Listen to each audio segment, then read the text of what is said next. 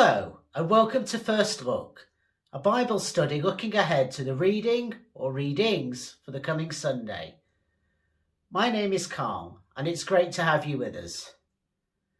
This week we're looking at our fourth and final extended Lenten passage from John's Gospel, considering the raising of Lazarus from the dead. Before we dive into looking at that, however, if you've not done so already, you might find it helpful to download the sheet accompanying this study, and you can find a link to that in the video description in YouTube. On the sheet you will find the text of today's reading, some other passages you may wish to look up, the questions we'll be considering together later on, and lots of room for you to record your own thoughts and observations. And so then, without further ado, let's dive into today's passage, which comes from John's Gospel, chapter 11, verses 1 through to 45. Jesus had been in Jerusalem for the festival of dedication and had caused a certain amount of controversy, as we hear about in chapter 10, verses 22 through to 39. After that, he'd gone back to the area by the River Jordan where John the Baptist, his older cousin, had been out baptizing. And we're told that many people came out to see Jesus there and believed in him, put their trust in him.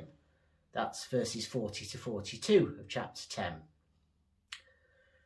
The action then shifts to today's reading as Jesus moves on, and it takes place in Bethany, which was a village a couple of miles outside Jerusalem. And Lazarus, we're told, lived there with his two sisters, Mary and Martha.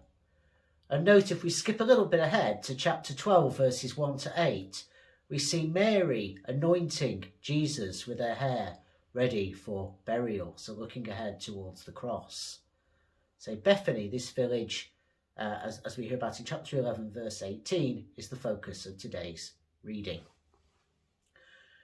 Now we've got, as is often the case, quite a variety of characters. Jesus here is performing the final one of the signs and wonders that dominate John chapters 1 through to 12. And we're kind of at the pivot point where the action shifts decisively towards the crucifixion and the ultimate glorification of Jesus. We have the disciples, including but not limited to the 12, who were accompanying Jesus on his various travels. But Thomas, who would go on to declare Jesus his Lord and God after the rising of Jesus from the dead, he's the only one here who's mentioned by name, as we'll see. We've got Lazarus, who we're told had fallen ill, and when he died had been laid to rest in a newly cut tomb. And in this story, Jesus will arrive and resuscitate him. We've got his two sisters, Mary and Martha, and they attempted to summon Jesus to help them and took him to task for arriving late. And finally, we've got the neighbours of Mary, Martha and Lazarus, including, it seems, some professional mourners who had been with the two sisters when their brother died, and they witnessed the raising of Lazarus from the dead. As we'll see, this act divided opinion among them very sharply. Now, John's Gospel was the final of the four canonical Gospels to be written around 90 to 95 of the Common Era, and it reflects a stage at which there was a real divergence between church and synagogue. And I think that shapes some of the way Jesus is portrayed here. It's also the most overtly theological of the Gospels. And I think quite a bit of what's going on in today's passage reflects a kind of process of extended theological reflection.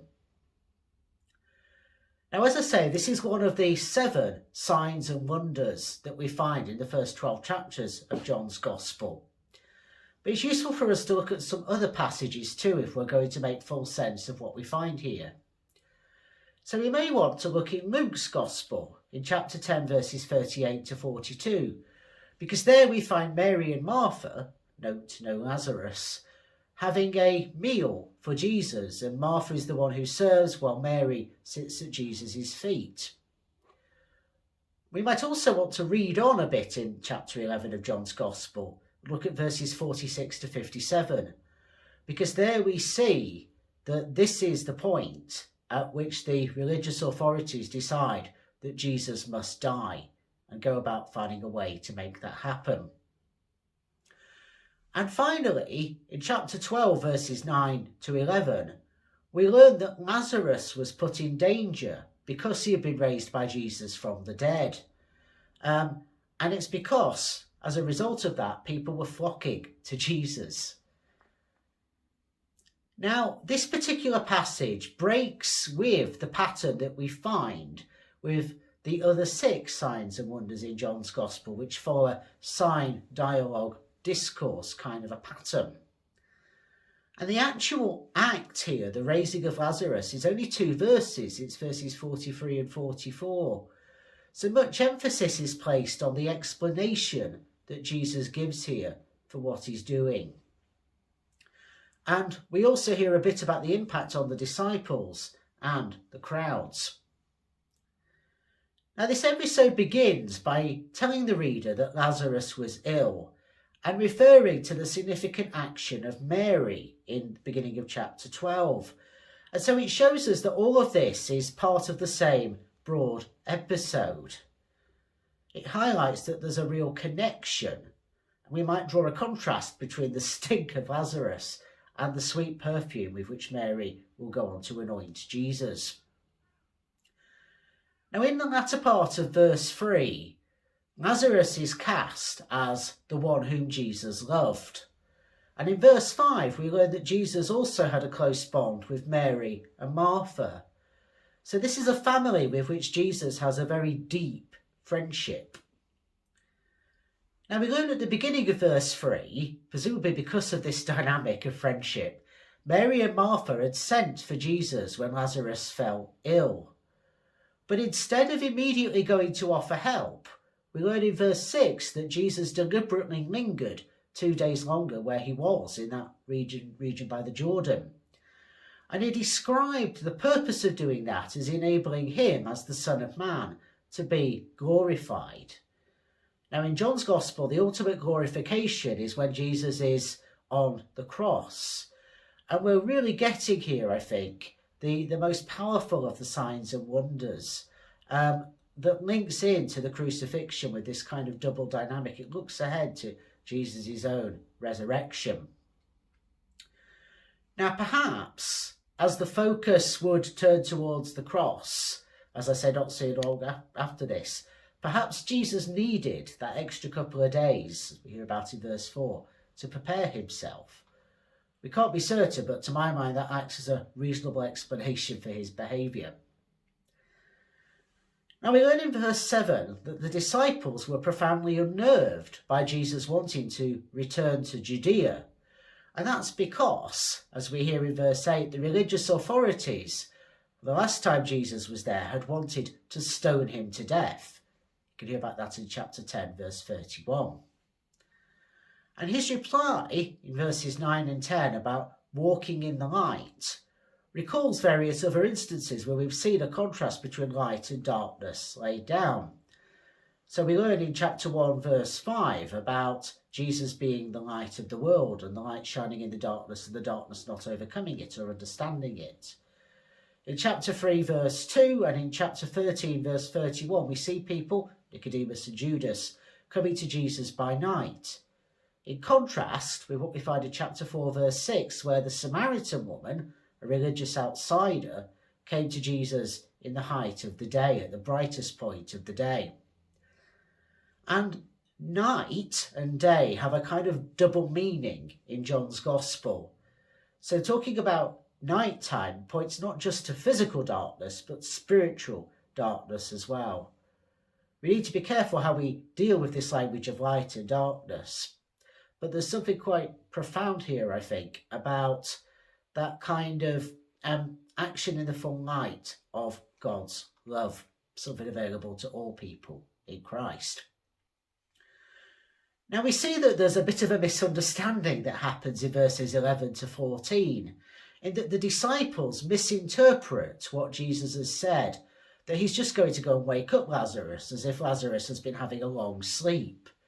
And it might remind us of Mark chapter 5 verse 39 and what Jesus says about Jairus' daughter just being asleep, which draws laughter from the crowds before Jesus raises her from the dead. And describing someone as asleep was a common euphemism for death at that time. So you can kind of see how the misunderstanding arose. The disciples have taken Jesus literally, whereas he was using more sort of metaphorical language. And time and again in John's Gospel, we see people getting things wrong because they initially at least take Jesus too literally. Now when Jesus indicates in verse 15 that his healing of Lazarus would inspire faith, I think Thomas actually cuts through things and says what I suspect many of the other disciples were thinking but didn't dare say, that they were all going to die with Jesus as well. And that's very poignant because, as I said, this is the point. This is the episode that will make the religious authorities decide to kill Jesus. This is the trigger for the crucifixion. So Thomas is not wrong in what he says, arguably. Now, Lazarus having been entombed for 4 days, as we hear about in verse 17, means in the understanding of the time, in Jewish belief, that his soul had departed from his body. So in other words, he really was dead. And as we hear about in verse 39, by this point, particularly it was a very hot climate, he was going to stink. So Jesus is coming along at a point where all hope seems lost, in other words. Now we hear about the people in verses 18 and 19 who were with Mary and Martha in their grief. It wasn't at all unusual at that time for professional mourners to come and cry and wail with the bereaved relatives. And that was part of the kind of culture around death. Unlike in our culture where we kind of sort of tuck it away and keep it quiet, it was much more overt and much more of a kind of community marking of what had happened. And so that's why Mary and Martha have this crowd of people in their home. Now, in the first of the conversations Jesus has with the two sisters, we see narrated in verses 20 to 27, Martha, having heard Jesus was kicking around, goes out to confront him, and yet is trying to maintain hope that although Jesus' lateness allowed Lazarus to die, God could still act. Now, it was accepted by many, though not the Sadducees notably, that there would be a general resurrection of the dead in the end times. But Jesus was coming to bring life in the here and now, as we hear in verses 23 and 24. And her response suggests that Martha had kind of missed what Jesus was saying, as we read in verses 25 and 26, about being the resurrection and the life, new hope. It's one of the 7 I am sayings that we find in John's Gospel. And it leads Martha to confess, as she says in verse 27, that Jesus is both Israel's Messiah and God's Son. Though as we go on to hear, it seems that maybe this was more at a sort of intellectual level and not really at a heart level at this stage. Now, having gotten away from the crowd of professional mourners, we hear in verse 28 that Martha let Mary know that the teacher, the rabbi, wanted to see her. And so Mary goes out to where Martha had just spoken with Jesus. The crowds assume that she's going to weep at the tomb and they follow her out, as we hear in verses 29 to 31. So we've got to imagine that we've got Martha back on the scene, presumably. We've got Mary, and we've got this huge audience, as it were, watching what happens with Jesus and his disciples. In verse 32, we learn that Mary fell at the feet of Jesus. And that's a stance both of worship, of sort of prostration, but also of desperation. So she's really kind of laying her cards on the table here, as it were. And then in the latter part of verse 32, she repeats the same complaint that Martha made to Jesus. Now, verse 33 tells us that Jesus was deeply moved by what he saw, by Mary's weeping and the crowd's weeping. Now, the Greek implies not simply being sad, but being angry, presumably at the reality of death and what it had done to these people that he loved. Now, having asked where Lazarus lay and been invited to go and see, in verse 34, in the shortest verse in the whole of the New Testament, we learn in verse 35 that Jesus wept. Now, a great deal of ink has been spilt down the years trying to explain what this is about, especially because Jesus is fully divine and fully human, but also because the classical doctrine of God has seen that God is immutable and is unchanging, is not affected by that which happens in creation. So there's been some wrestling with how is it that Jesus ends up weeping. But I think there's value in just taking this as it says that Jesus is weeping for people that he loved, for Lazarus and for Mary and Martha. It seems his reaction also split the crowds, though, because in verse 36 we find that some interpreted his reaction as being about how much he loved Lazarus, whereas others were wondering why Jesus had not stepped in to save Lazarus earlier, given that he had been able to restore sight to somebody who was blind, as we heard about in chapter 9, verses 1 to 7. Again in verse 38, we hear that Jesus was greatly disturbed. Again, it has this undertone of being angry and disconcerted as well as sad. And he headed out to the tomb, which is described to us as being like a cave that had a stone rolled in front of it. Now, it was burial practice at that time for someone to be laid in a tomb for the first year after their death. And then at that point, when a certain amount of decomposition had already happened, their body would be removed and buried in its final resting place. So this is kind of the first stage in the death journey, as it were, of Lazarus's body.